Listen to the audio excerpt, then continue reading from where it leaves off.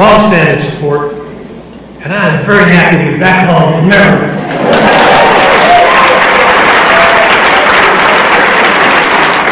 I last spoke to this organization 2 years ago, almost the day of your annual ceremony. That was a very busy time in my life, to say the least. I had left Baltimore for Washington less than 3 weeks before. My days were filled with 12 hours of back-to-back meetings, and my nights were occupied with briefing books and other urgent matters. At the time that I had accepted your 2017 dinner invitation, I was still serving as United States Attorney while going through the Deputy Attorney General confirmation process and while helping to assemble the political team to run the Department of Justice along with Attorney General Jeff Sessions. I had very little time to focus on the dinner.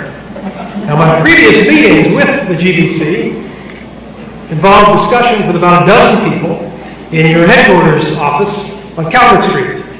I expected a similar sized crowd at this dinner last year.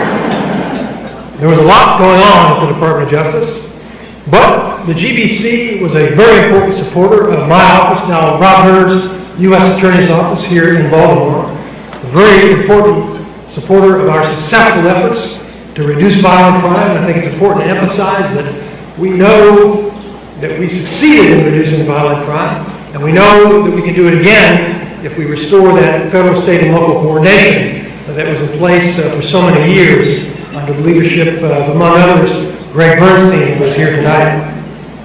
So, aware of all the support that GBC had provided to me, I tore myself away from my desk and set out to meet you for dinner last year. Other things were on my mind as we traveled up I-95 from Washington that evening. The FBI director had been removed the previous week. You might have heard about that. And I recall that as I drove up 95, I took several phone calls to discuss potential candidates to replace him in that job. When we were about a half an hour from Baltimore, my chief of staff asked me, "Do you know how many people are going to be there tonight?" And I did not.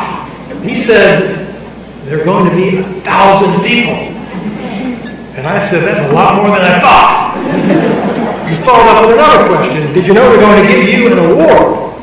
And I said, "In that case, I better prepare some remarks. We don't have much time." And then my chief of staff said, "The award is for courage in public service." And I said, "You have got to be kidding me." It was an awkward time for me to accept such an award. The FBI director had announced at a public hearing that there was a counterintelligence investigation involving the president's campaign that might result in criminal charges. Then he was fired abruptly, confusing explanations were provided, and troubling allegations were leaked. As a result, critics were arguing that the FBI director's removal was part of an effort to derail the investigation of Russian efforts to influence the 2016 election. I was responsible for that investigation. I was overseeing it. I knew from my briefings with the agents and prosecutors that it was a very important investigation. If it was not done correctly, there would always be lingering doubts about the scope of Russian efforts and about the extent of American involvement. I would never have allowed anyone to interfere with that investigation. I had been in the Department of Justice for over a quarter century.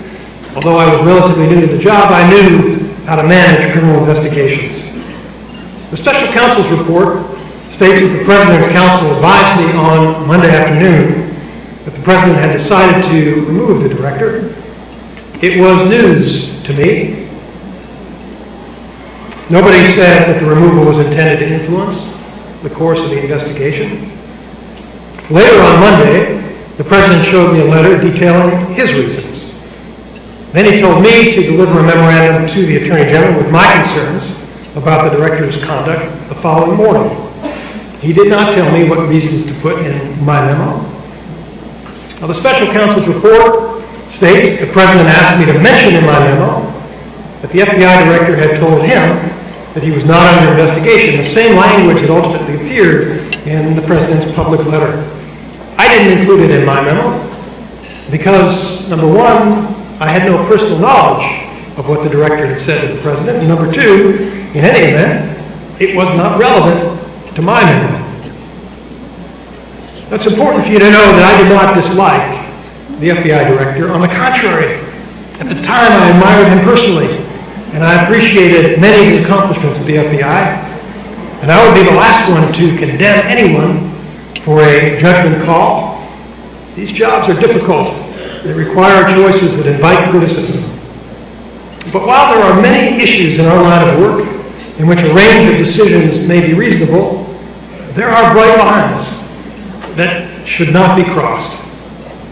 The clearest mistake was the director's decision to hold a press conference about an open case, to reveal his personal recommendation about the case, and to discuss details about the investigation without the informed consent of the prosecutors and the Attorney General, because one of the fundamental principles of federal law enforcement is that the agents investigate the cases and the prosecutorial decisions are made by federal prosecutors and by politically accountable officials in the Department of Justice.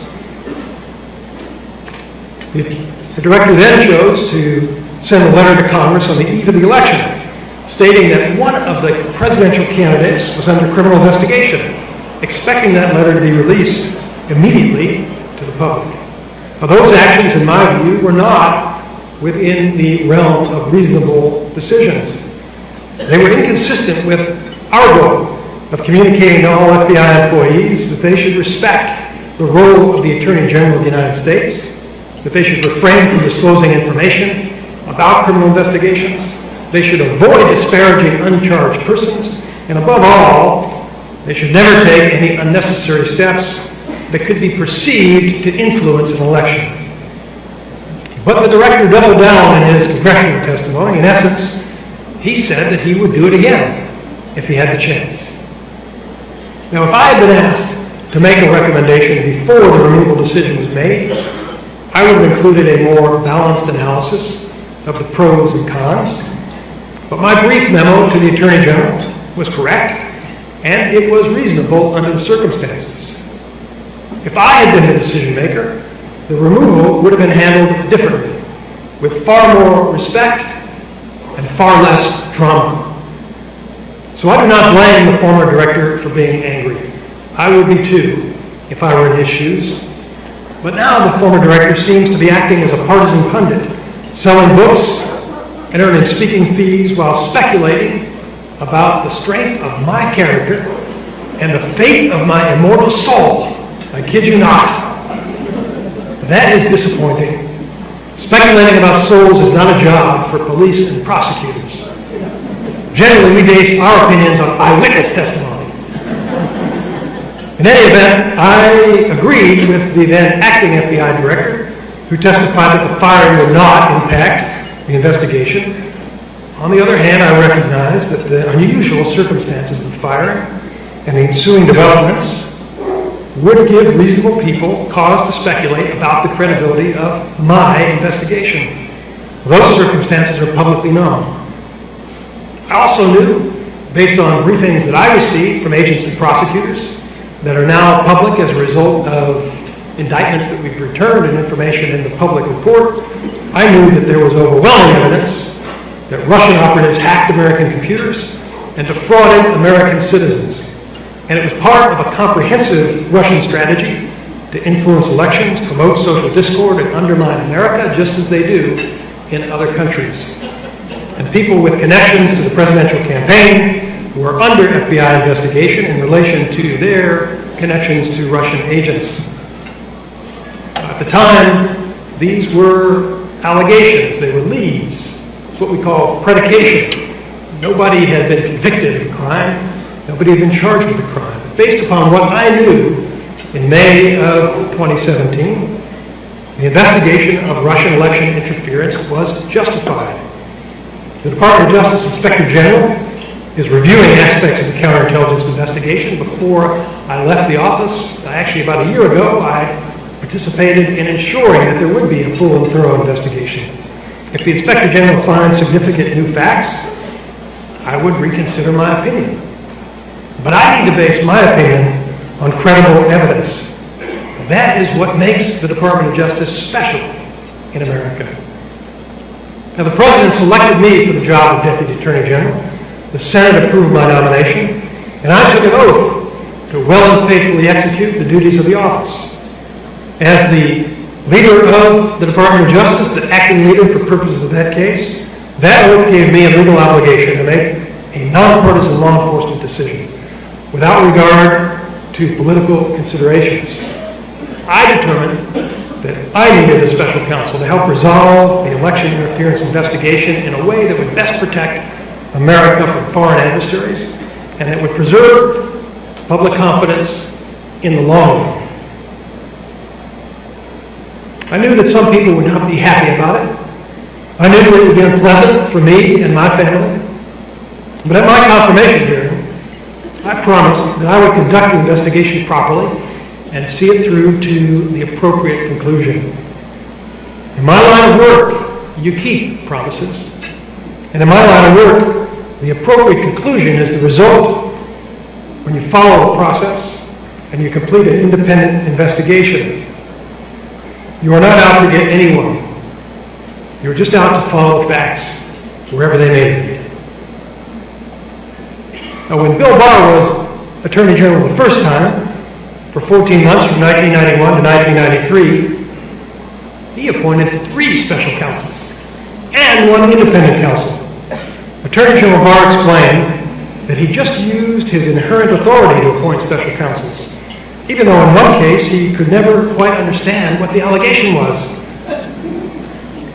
There was never any serious question about my legal authority to appoint a special counsel. There was never any ambiguity in the minds of Bob Mueller and his team about the limited scope of his authority or about his responsibility to report to me and my leadership team in the Department of Justice about significant steps in his investigation. With or without regulations, it would be legal to appoint a special counsel. In fact, it is legal to appoint a special counsel for any reason. The Attorney General possesses that power. It is one of the powers of the Attorney General. But as a matter of discretion, we should only appoint special counsels when necessary. U.S. attorneys, the FBI, and the Inspector General, they can capably handle almost all cases. When you gave me that award for courage in government service, I probably did not deserve it at the time. I don't know whether I earned it since then. But I tried my best. It's nice to be home. Thank you very much.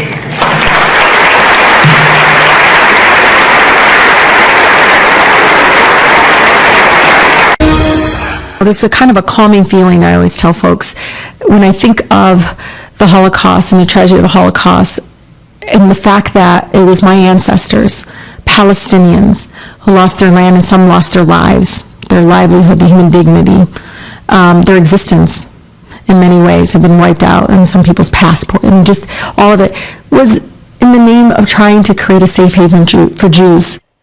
Those comments from Congresswoman Rashida Tlaib have set off a wave of backlash tonight.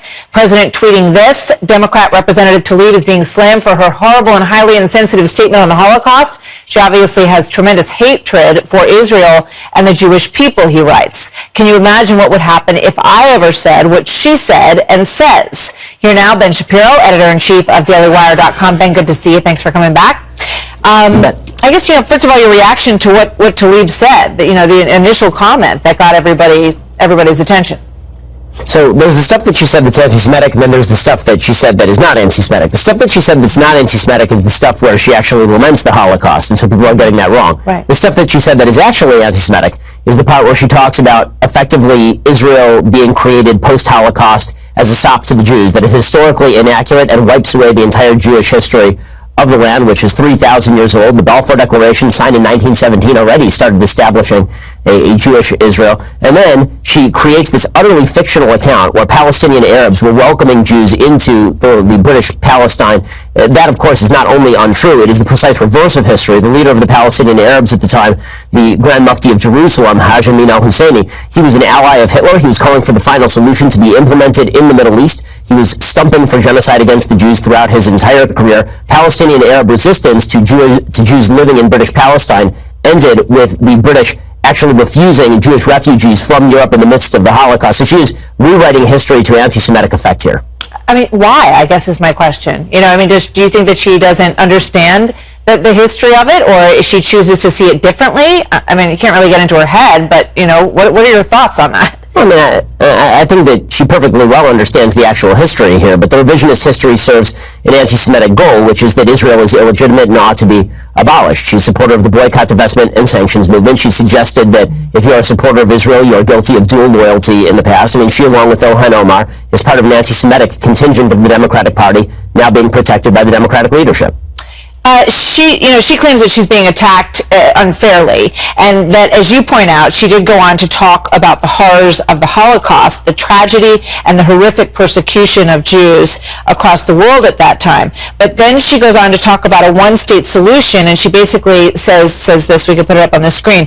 She said it has to be done in a way that values around equality and around the fact that you shouldn't oppress others so that you can feel free and safe. Why can't we all be free and safe together, Palestinians and Jews in Jerusalem and in Israel? Fascinating that she's involved in the push for getting rid of the only Jewish state on planet Earth. I've heard no calls from her for the Palestinian Authority to allow Jews to live within its precincts. No calls from her for any Muslim state to change its religious orientation. No calls from her whatsoever for human rights in many of the Muslim countries that she defends. So it's pretty fascinating to watch her call for a one-state solution that effectively means the end of the state of Israel, which she knows, which is why she's pushing for it. It's interesting because, you know, when she talks about it, she also said that she's looking for a better way where I don't want people to do it in the name of Judaism, just like I don't want people